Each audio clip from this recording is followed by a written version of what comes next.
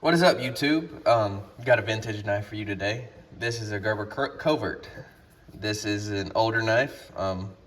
This variation is long discontinued, and we'll just kind of get into that here now. As you can see, this is not the dagger grind. This is a full flat ground.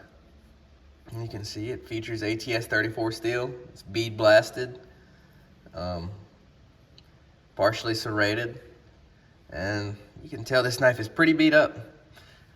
I did not beat this knife up. I don't trust this knife. At least I'll get into that here in a second. And I actually read that it was a pretty common issue. But this knife, for two reasons, I don't trust.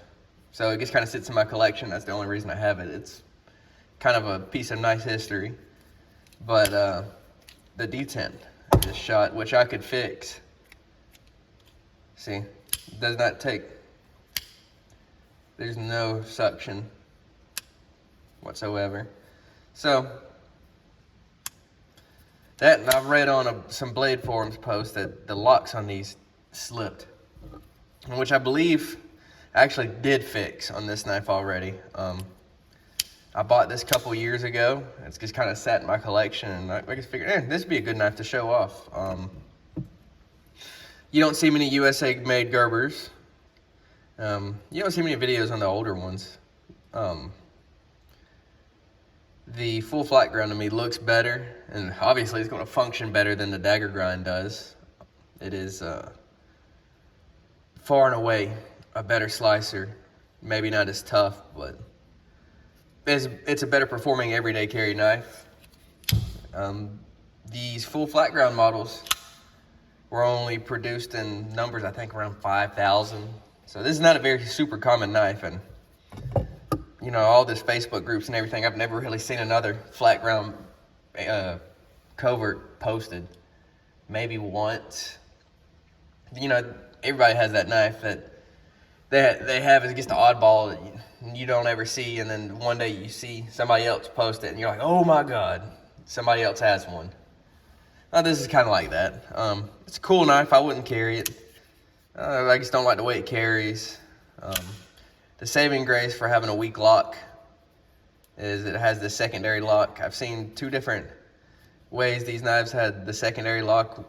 One would be right in here, kind of where this little slot is, would be milled out, and it'd have a lock that I think locks around a pivot or something like that. As you can see, that locks by the liner, which is pretty simple. Oh. See? Dang.